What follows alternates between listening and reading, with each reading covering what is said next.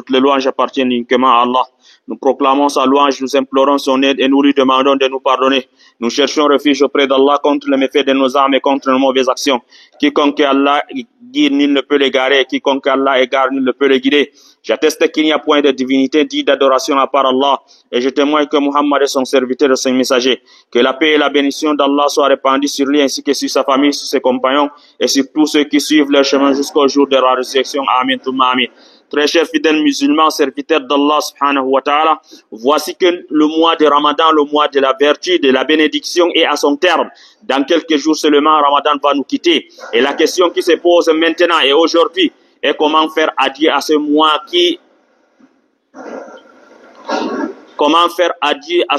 qui va nous quitter dans quelques jours.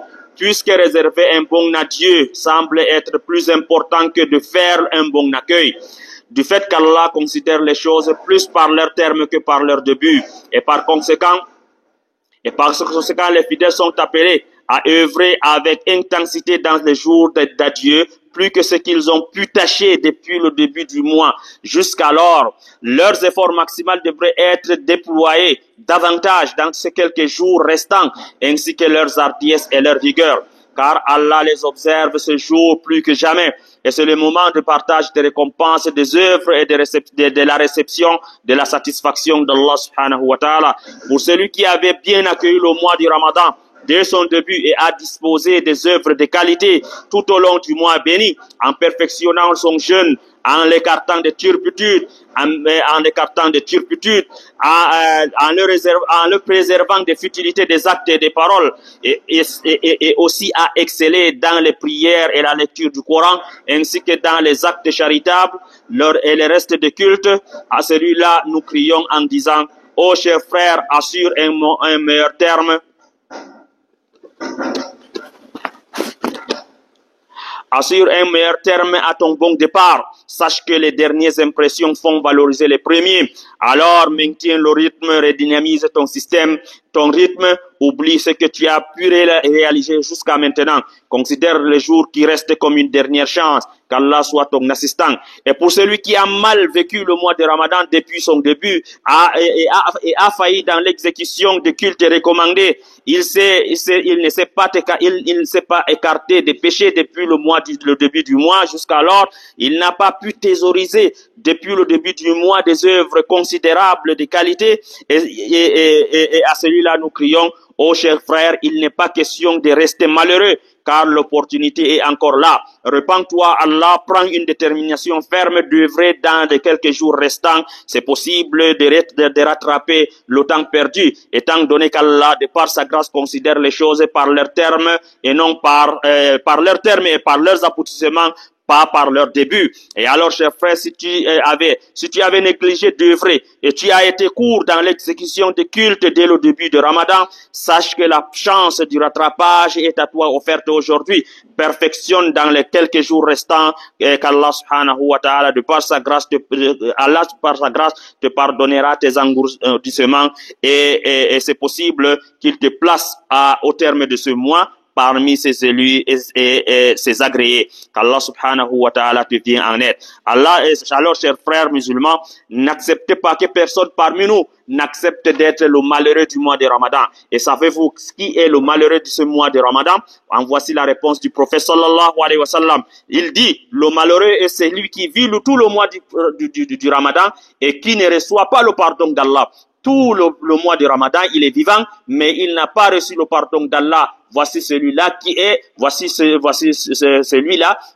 le malheureux du mois de Ramadan, que personne parmi nous n'accepte d'être ce malheureux du mois de Ramadan. C'est lui qui vit tout le Ramadan, tout le mois entier et ne reçoit pas le pardon d'Allah. Et dans cette période de fin de jeûne, soyons tous déterminés plus que jamais dans le culte, démontrons à Allah, notre Seigneur, combien de fois nous sommes ses serviteurs soumis à vider de sa grâce en vue de son pardon, qu'Allah nous aide. Et comme vous le savez, chers frères, la fin du mois de Ramadan se marque par la fête des ruptures de jeûne. En ce jour de fête, Et ce jour de fête est un jour glorieux, un jour de joie et de remerciement du Seigneur miséricordieux. Alors, 3 cultes importants sont prescrits aux croyants en ce jour-là. D'abord, l'acquittement de l'aumône de rupture du jeûne, connu par le nom de Zakat al-Fitr.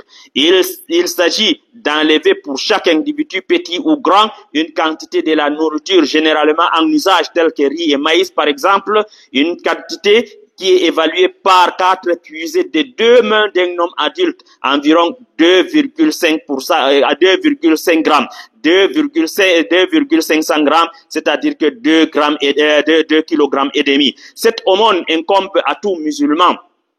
Cette aumône incombe à tout musulman et le père de la famille. Et le père de la famille s'en charge à acquitter pour sa famille. Et cette aumône a pour but de purifier l'âme de ceux qui l'auraient souillé pendant le jeûne, et elle n'est accordée par Allah que si l'on la distribue, avant la prière d'Al-Eid, selon d'autres ulémas. Et le deuxième culte de ce jour, c'est les takbirat, c'est-à-dire la proclamation de la grandeur d'Allah à haute voix dès la sortie de la maison et sur la route du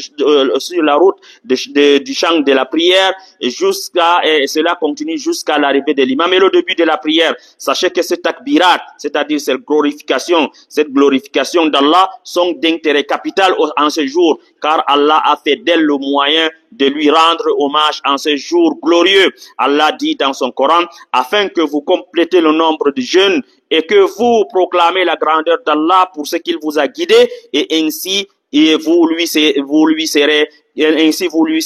reconnaissant. Et le troisième culte en ce jour, c'est la prière spéciale dans les chants de prière. Il est très important d'y assister même pour les femmes et les enfants, car la grâce d'Allah se déverse sur ceux qui y seront présents.